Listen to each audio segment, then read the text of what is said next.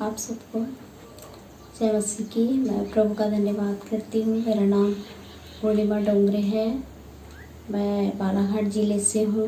मेरे जीवन की गवाही है कि 2006 में मेरी शादी हुई और 2007 में अचानक मेरे जीवन में ऐसी घटना घटी कि मेरा शरीर में ब्लड की कमी हो गई थी। अचानक 3 ग्राम ब्लड हो गया था।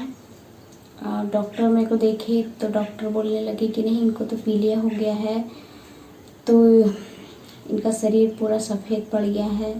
ऐसा करके और मुझे भी कुछ दिखाई नहीं दे रहा था आँखों के सामने। एकदम अंधेरा जैसे दिख रहा था और मैं जैसे उठती थी वैसे ही गिर जाती थी। फिर 15 किलोमीटर दूरी के अंदर में एक गाँव है किरणापुर करके, वहाँ मुझे ले गए। वहाँ जब ले गए तो वहाँ के डॉक्टर ने मेरी स्थिति को देखा और मुझे बोलने लगे कि हम आपको अपने क्लिनिक में नहीं रख सकते, क्योंकि हम इसकी जवाबदारी नहीं ले सकते, क्योंकि आपको कुछ भी हो सकता है, हम आपका केस नहीं ले सकते करके उन्होंने बोला। हम उन लोग से बहुत निवेदन की कि नहीं, हम कहाँ इतने समय लेके जाएंगे, आप ही हमारा इलाज करो। नहीं, मैं इतना शरीर में ब्लड कम है, उनको यकीन नहीं हो रहा था। मेरा टेस्ट करवाए तो ब्लड 3 ग्राम निकला।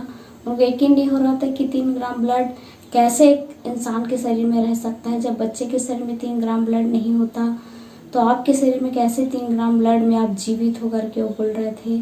उसके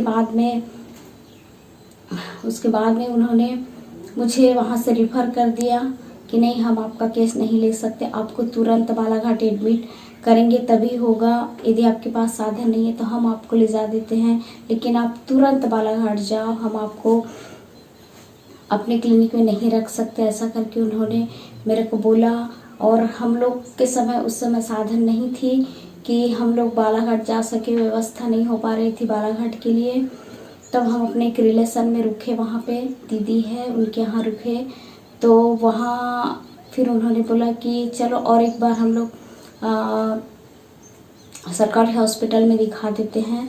वहाँ भी ले गए तो वहाँ के भी डॉक्टर ने देखा तो बोले 3 ग्राम कैसे ब्लड हो सकता है। उन्होंने रिपोर्ट देखा, उनको भी यकीन नहीं हो रहा था कि 3 ग्राम ब्लड में आप जीवित कैसी हो। उन्होंने मेरा 2 से लेके 3 बार टेस्ट करवाए, 2 बार 3 बार मेरा ब्लड टेस्ट होते जा रहा था।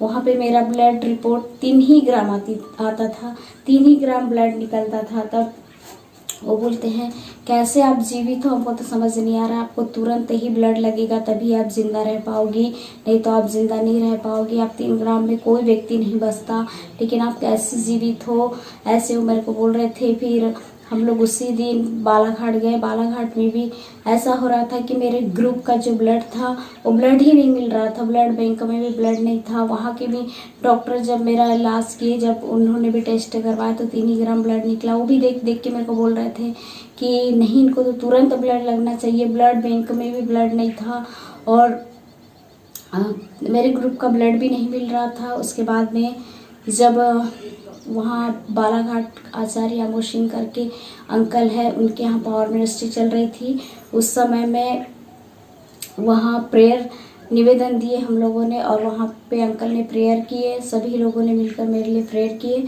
और मैं प्रेयर से जीवित रही। और जबकि डॉक्टर मेरे को बोल रहे थे कि इसको तुरंत ब्लड लगना चाहिए, फिर भी से बालाघाट एडमिट होने के बाद भी मेरे को तीसरे से चौथे दिन ब्लड लगा और परमेश्वर ने उतने दिन मेरे को संभाला और जीवित रखा। डॉक्टर के कहे अनुसार मैं बोल रही हूँ कि डॉक्टर बोल रहे थे कि तुरंत आपको ब्लड लगेगा तभी आप जिंदा रह पाओगी, वरना नहीं रह पाओगी, आपको तुरंत ब्लड की ज़रूरत है। लेकिन मैं परमेश्वर का धन्यवाद करती हूँ कि ब्लड तो 4 दिन बाद मिला। ब्लड बैंक में ब्लड नहीं था, मेरे ग्रुप का भी ब्लड नहीं मिल रहा था। 4 दिन बाद मेरे को ब्लड लगा और परमेश्वर ने 4 दिन तक के मुझे जीवित रखा, इसलिए मैं प्रभु का धन्यवाद करती हूँ।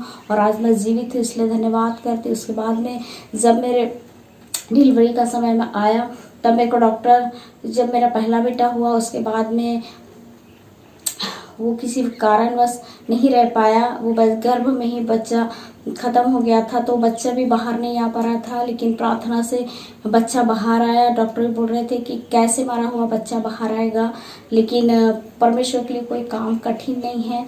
हर कामों को परमेश्वर संभव को संभव करने वाला प्रभु है। वो कहता है कि जो मुकदमा तुम्हारे लिए कठिन है उसे मेरे हाथों में दे दो। और सच में वो मुकदमा हमारे लिए कठिन था। उस समय सीजर की व्यवस्था नहीं थी और बच्चा कोख में ही खत्म हो गया था, लेकिन प्रार्थना के द्वारा वो बच्चा बाहर आया। उस दौरान जब बच्चा बाहर आया और बच्चा मरा ही पैदा हुआ, मतलब हल्की सी सांस, उसका सीना बस गर्म था और फिर कुछ भी नहीं था, और बच्चा तुरंत बाद 10 मिनट के बाद में ख़त्म हो गया। फिर डॉक्टर उसके बाद में बोले कि अभी कभी माँ नहीं बन सकती, ऐसा करके डॉक्टर ने बोल दिए। तो डॉक्टर ने जब ऐसा बोल दिया कि अभी कभी माँ नहीं बन सकती ऐसा करके, तो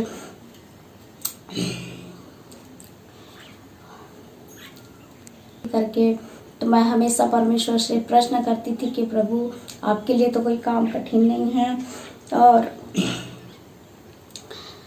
अब तो संभव को संभव करने वाले परमेश्वर है।